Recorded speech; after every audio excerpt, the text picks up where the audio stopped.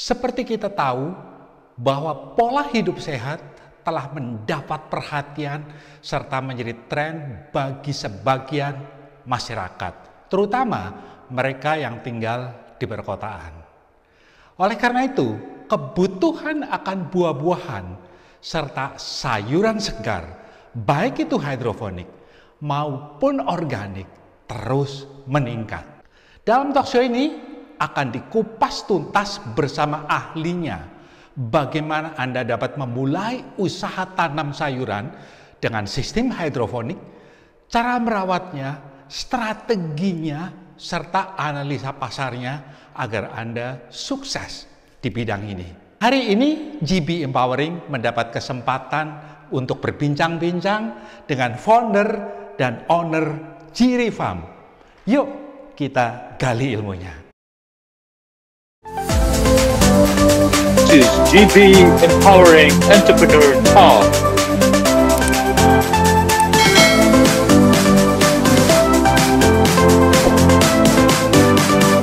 Pak Jimmy, Jiri Farm Ya, itu didirikan kapan dan dulu ini bagaimana kok begitu banyak jenis usaha, tetapi Pak Jimmy memilih hidroponik. Nah, asalnya seperti apa? dulunya itu kita mulai di tahun 2010. 2010. Ya, kebetulan waktu itu juga pergi jenguk anak yang sekolah kebetulan di luar negeri. Oh, gitu. Iya. Jadi dalam perjalanan kebetulan ya, hanya kebetulan saja gitu loh.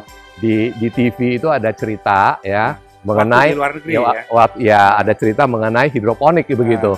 Ya, jadi kita lihat ini nggak pakai tanah nih itu cara tanamnya itu. Jadi cukup menarik juga gitu loh. Jadi kepengen cari tahu lagi gitu loh. Jadi dari situ ya kita coba garap, kita juga beli buku segala apa, kita coba eksperimen sendiri di sininya ini.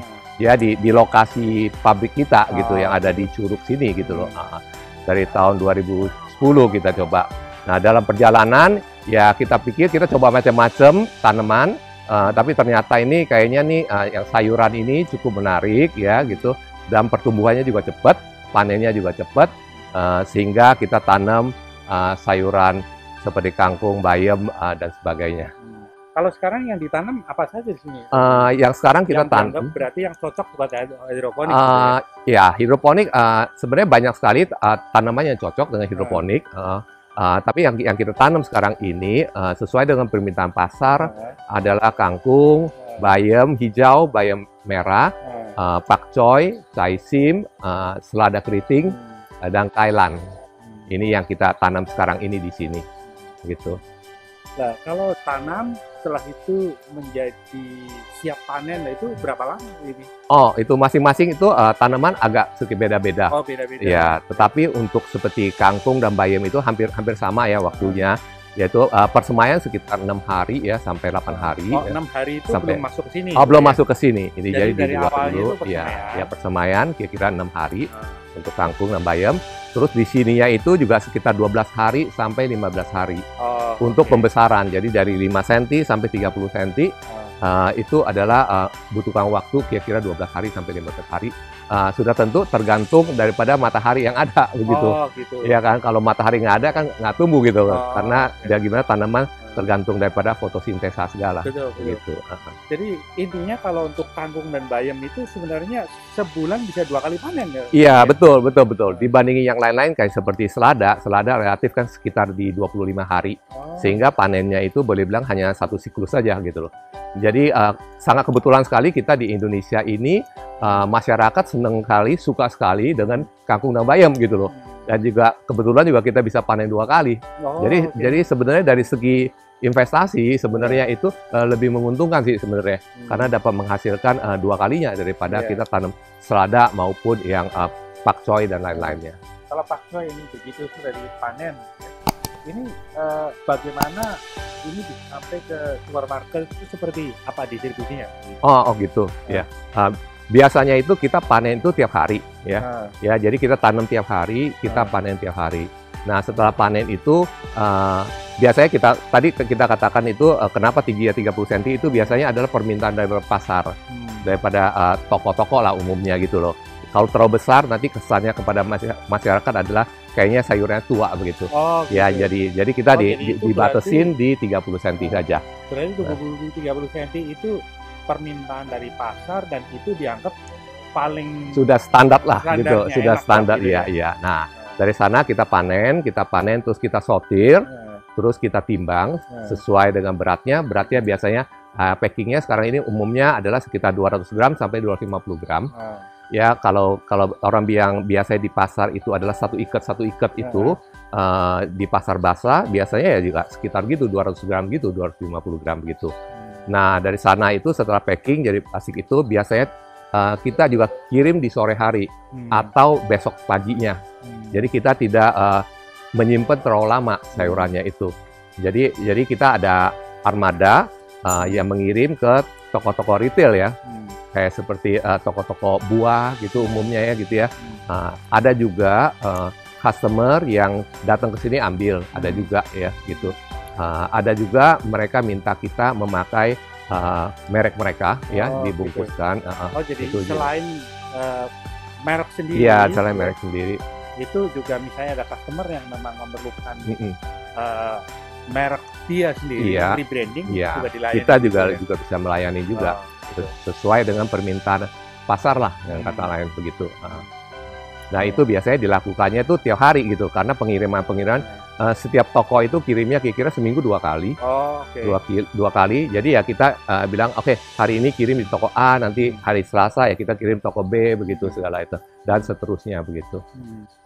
Dan ini menarik sekali karena bagi industri rumahan lah, ibu rumah tangga gitu sebenarnya ini bisa untuk memulai ini ya Pak? Oh iya bisa ya. Jadi kita ada contoh ada contoh di daerah BSID itu ada ibu rumah tangga ya mereka ada beli sistem paket kita pakai hidroponik yang 200 lubang tanam. 200 lubang tanam. Jadi mereka coba untuk tanam.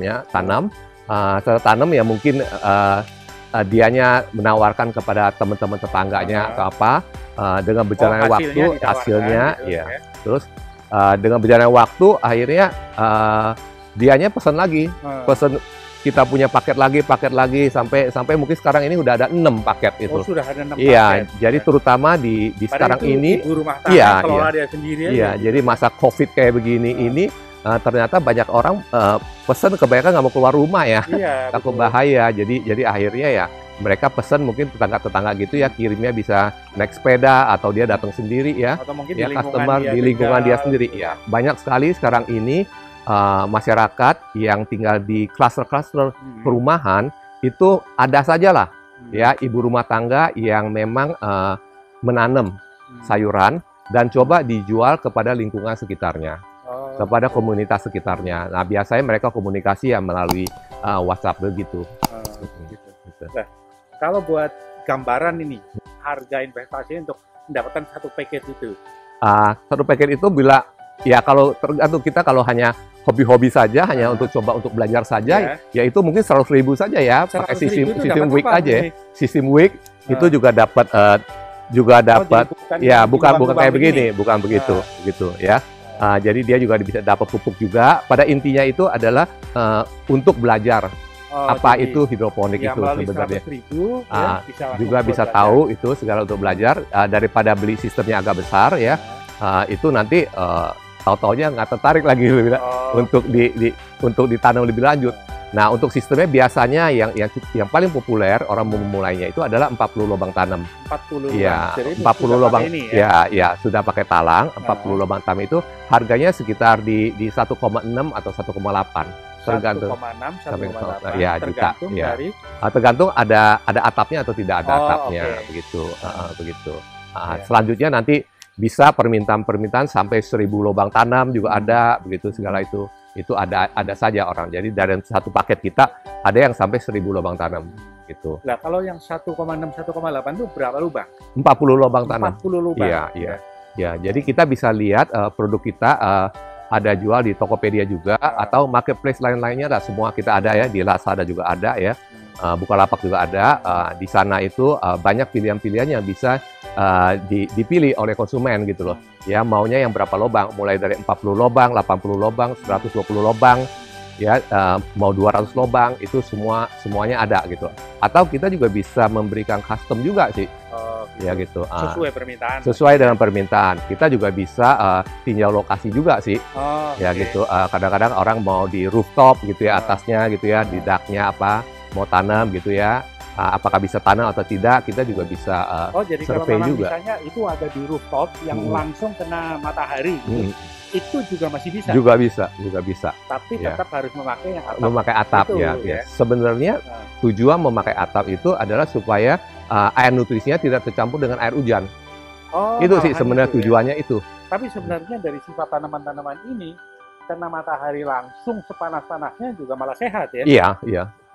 Tidak ada yang sensitif harus di tempat yang teduh. Oh iya, enggak. Kebetulan yang kita tanam itu semua ya sayur-sayuran itu biasanya butuh matahari yang cukup lah. Ya cukup banyak, paling sedikit adalah 6 jam. Ya 6 jam begitu. Lah kalau dari tadi kan kita cerita enaknya, nikmatnya ya. Lah sebenarnya kalau seperti kayak ibu rumah tangga itu beli satu paket ya 1,6 dibawa langsung menanam. Lah itu hambatannya itu apa sebenarnya? Pada umumnya lah keluhan hambatannya itu apa? Saya rasa sih hambatannya semangat cobanya ya. Kadang-kadang itu saya sendiri juga nggak ngerti juga. Ada yang coba sekali udah langsung jalan, udah langsung berhasil begitu ya. Apakah itu pembibitan, persemaian atau apa. Tapi ada yang coba sampai 3-4 kali gitu loh, masih gagal terus gitu loh. Padahal udah ikutin prosedur ya katanya gitu. Jadi kita nggak tahu. Itulah yang orang bilang tangan dingin atau tangan panas atau apa gituan. Iya, jadi tetapi pada itu satu gitu. Nomor 2 sudah tentu ya hama ya. Hama ya di sekitarnya itu. Masih berpikir hama juga ya. Iya. Jadi ya sekitar rumahnya itu bagaimana gitu ya segala itu. Ya kalau makin bersih ya lebih baik ya, kalau tidak tanam yang lain-lain lebih baik gitu loh. Ya kalau andai kata kalau ada hama ya kita biasanya ya pakai sekali seperti kalau di rumah ada lem tikus gitu lah, ya tinggal dikoas aja ke papan ya atau kertas yang warnanya kuning gitu loh ya. Kuning ya. Ya supaya itu hama itu bisa mencok di situ gitu loh. Jadi lebih ketangkep lah. Jadi warna kuning ini benar-benar bukan kebetulan aja. Iya, bukan kebetulan. Memang sudah itu. Memang desainnya memang kuning. Jadi artinya mungkin dari riset atau gimana bahwa hama itu sensitif sekali. Memang iya katanya sih begitu. Iya begitu. Iya, jadi kita usahakan jangan memakai pestisida gitu, terutama yang kita tanam sendiri ya. Ini benar-benar zero pestisida. Iya. Jadi kalau untuk ibu rumah tangga untuk jaminan 100% gitu loh, tidak ada pestisida, ya tanam sendiri. Saya rasa itu yang paling yakin ya. Ya kalau istilahnya orang yang jualan sayur kan belum tentu begitu loh, ya kan. Bisa aja dia pakai tapi bilangnya tidak pakai gitu segala apa gitu. Tapi tetap ya tetap hama harus dihadapin juga. Nah, biasanya kalau tanam sendiri kan ya ada lubang sedikit-dikit ya nggak apa-apa lah gitu loh. Iya kan gitu loh. Dibandingkan kalau beli di pasar biasanya dikeker terus tuh sampai 1 lubang juga. Begitu. Nah ini kan cerita hama ya. Iya. Nah kalau hama, kenapa kok ada hama? Kenapa hama datang? Sebenarnya penyebab hama itu apa, Pak Jimmy? Jadi mungkin apakah kita bisa avoid untuk supaya hama nggak datang itu seperti apa? Saya rasa mula-mula memang hama nggak tahu kalau kita tanam awalnya itu. Jelas nggak ada hama. Tapi lama-lama for some reason tuh hama tuh datang. Ada aja. Naturally pasti ada. Di alam ini pasti ada. Untuk ini sampai merusaknya seperti apa? Ya seperti bolong-bolong segala apa gitu. Jadi kalau kita beli sayuran supermarket bolong-bolong itu karena hama. Karena hama. Jadi sebenarnya sih untuk sayurannya yang organik yang ada bolong-bolong itu sebenarnya lebih sehat gitu loh. Karena membuktikan tidak memakai pestisida atau apa gitu ya. Gitu. Nah di samping hama itu juga biasanya itu kualitas air juga perlu diperhatikan juga. Itu juga salah satu penyebab juga tidak bisa bertumbuh dengan baiknya juga tanaman. Misalnya kalau untuk tanaman hidroponik itu pH-nya itu harus lebih rendah daripada angka 7. Oh jadi? Ya jadi harus lebih di media asam lah dia. Jadi sekitar diukur regularly. Iya, jadi sekitar 5,8 sampai 6,5 antara itu nutrisi baru bisa dihisap oleh tanaman. Ya kalau di basah ya kita harus adjust gitu loh. Ya harus adjust menjadi di bawah itu.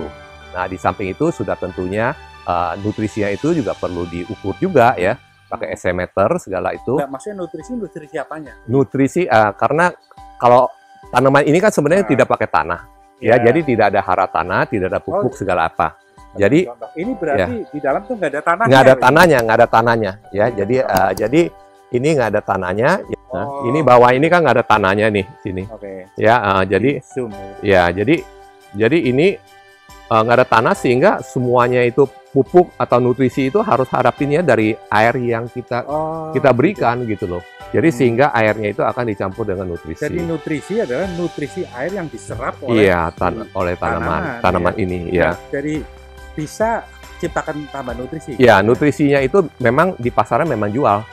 Ya, itu namanya AB mix yang umumnya yang cukup populer yang orang tahu di hidroponik itu, dunia hidroponik adalah AB mix ya yang dicampur jadi satu gitu loh, yang kita campurkan ke dalam air gitu loh. Nah, itu biasanya sesuaikan dengan tanamannya lah. Ya kan, ada yang SC-nya pakai 2,0, ada yang 1,7, ada yang 2,3 ya, disesuaikan dengan tanamannya. Nah, kalau buat yang belajar gitu, yang disarankan berarti tanam apa ya Pak ini ya? Yang paling mudah sebenarnya kangkung ya. Kangkung yang paling mudah dan juga paling cepat panennya, pertumbuhannya juga paling cepat. Jadi tahu ada hasilnya atau tidak gitu loh gitu. Dibandingkan tanaman yang kita ambil buahnya. Jadi Pak Jimmy, kalau memang bayam dan kangkung itu kan 2 minggu udah panen ya. Yang disebut panen berarti dipotong dan itu sisa-sisanya itu semua dibuang ya. Jadi enggak. Tanam baru gitu bukan, ya? Bukan. Kita angkat seluruhnya jadinya. Angkat seluruhnya termasuk akar-akarnya. Jadi kalau kita packing itu sudah termasuk akar-akarnya. Oh, akar-akarnya sekalian di packing juga gitu, ditimbang sekalian gitu. Jadi bukan kita tanam. Jadi talangnya nanti dibersihkan, terus kita baru penanaman berikutnya lagi. Nah, biasanya itu panen hari ini, tanam hari ini juga di lubang yang sama begitu. Jadi sangat sekali tanam ya. Jadi sangat sekali hemat waktu sekali dibandingin konvensional. Di tanah itu biasanya kan sudah panen, tanah itu perlu dibersihkan, perlu digemburin dulu ya. Banyak sekali rumput-rumput ya, perlu dicabut-cabutin dulu segala itu. Jadi sangat habisin waktu juga. Betul. Ya kan? Jadi kalau ini cepat sekali, tinggal dicabut, tanam lagi udah jadi gitu loh. Ya. Jadi sangat menghemat waktu sekali. Nah, kalau proses pesemaian gitu, kalau memang sebagai saya misalnya pemula beli dan cara prosesnya gimana? Cara prosesnya ya biasanya itu ada bibit ya, bibit tanaman ya gitu. Jadi kita masukkan ke dalam rock wool ya, itu namanya rock wool. Rock wool ya, bisa rock wool gitu ya. Atau arang sekam juga bisa, ditaburin di arang sekam juga bisa gitu segala itu. Nah, dari sana itu nanti itu akan berkecambah ya, bibitnya itu akan bercambah dan akan tumbuh sampai sekitar 5 cm kita berpindah ke sini. Ya, jadi dari 5 cm kita pindah ke tempat pembesaran yang kita katakan. Nah, dari 5 cm itu nanti akan sampai 30 cm. Jadi kita panen di 30 cm kira-kira. Gitu. Nah, Pak Jimmy, kalau kita melihat market nih, menurut Pak Jimmy seperti apa market sekarang pandangannya? Market sekarang ini sebenarnya terjadi sebuah perubahan yang sangat besar sekali ya sekarang ini, karena kebanyakan orang bangun rumah ya di daerah perkotaan ya, di urban gini banyak pembangunan rumah, sehingga tanah-tanah lahan-lahan pertanian itu semua jadi terpakai untuk bangunan rumah, sehingga otomatis produksi di pertanian itu berkurang, sehingga untuk mendapatkan sayur itu perlu dari tempat yang lebih jauh lagi, begitu. Dan juga angkatan-angkatan yang muda itu tidak begitu tertarik dengan pertanian, betul. Ya gitu. Nah, itu menjadi suatu tantangan karena produksinya secara keseluruhan, secara nasional itu menurun. Nah, karena di perkotaan ini berkurang petaninya, mau nggak mau adalah lari ke hidroponik ini. Ya, hidroponik ini kenapa? Karena dengan lahan yang kecil tapi produktivitasnya tinggi, dan juga tidak banyak pekerjaan-pekerjaan di lahan, di tanah gitu loh. Jadi sangat mudah sekali. Jadi ini untuk meningkatkan produktivitas. Nah, jadi sekarang ini di satu pihak terjadi penurunan produksi, ya, tapi di lain pihak diisi oleh angkatan-angkatan muda, ya, orang yang tanam dengan cara hidroponik. Jadi gitu. penurunan produksi itu adalah secara konvensional sebenarnya. Betul, yang besar itu. Nah, jadi sekarang ini dengan masuknya hidroponik ini, jadi bisa menggantikan. Nah, masalahnya itu adalah memang hidroponik termasuk relatif baru bagi masyarakat, sehingga understanding-nya, pengertiannya, pengetahuannya mengenai hidroponik belum ada di masyarakatnya, sehingga mereka adalah ragu-ragu untuk mencobanya. Ya, disitulah kontribusi dari GIRI Farm ini untuk mengedukasi masyarakat sebenarnya. Makanya kita udah 10 tahun, tapi mungkin belum banyak orang tahu kan kita gitu. Ya, udah 10 tahun hidroponik gitu. Jadi sebelumnya juga hanya kita tanam doang, tapi hanya belakangan ini aja beberapa tahun terakhir ini banyak orang bilang, oke, saya mau tanam nih, tapi bikin peralatannya atau apa. Akhirnya kita jadi bantu gitu. Jadi sehingga kita juga menjual peralatannya juga memberikan edukasi juga, pelatihan segala apa juga ada gitu. Jadi supaya masyarakat lebih tahu lah ya, lebih aware mengenai teknologi hidroponik ini. Jadi sebenarnya sangat sederhana sekali.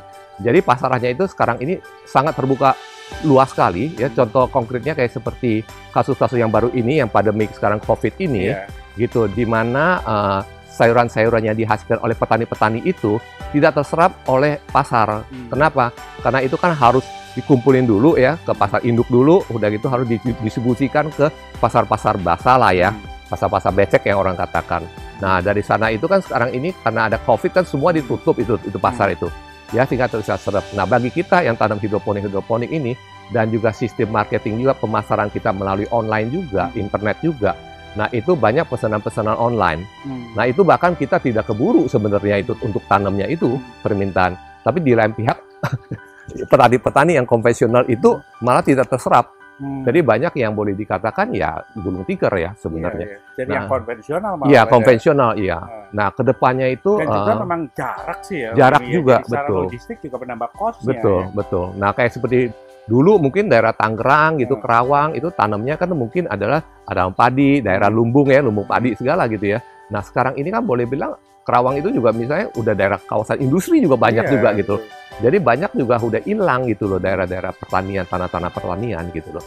Nah, jadi sebenarnya untuk kedepannya itu kebanyakan adalah kita bilang kebun-kebun sayur kebanyakan justru diharapkan letaknya di kota sebenarnya di dalam kota lah atau di pinggir kota sedikit gitu. Lebih dekat ya, dengan mendekatkan diri dengan customer gitu loh. Sehingga kita mengurangi waktu pengiriman juga ya, logistik juga, freshness-nya juga gitu.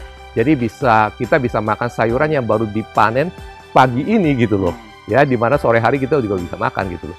Biasanya memang begitu, kita panen di pagi hari, kita delivery ke toko di sore hari. Jadi hari itu juga satu hari begitu. Jadi market relatif cukup besar dan masing pemain besar juga mencari juga ya kebun-kebun hidroponik yang skala besar. Sangat disayangkan sekarang ini masih belum ada terus terang aja karena masyarakat kan understanding-nya masih kurang. Jadi ini kita baru masih dalam tahap masyarakat pembelajaran dan sebagian juga udah mulai tahu. Makanya di kita ini banyak sekali permintaan mulai kepada sistem-sistem yang relatif lebih besar. Sebelumnya itu permintaannya hanya di 40 lubang ya atau 100 lubang, 200 lubang. Sekarang permintaannya kita bicara adalah di 1000 lubang atau bahkan ada yang minta 10.000 lubang tanam begitu. Jadi makin hari adalah akan makin besar.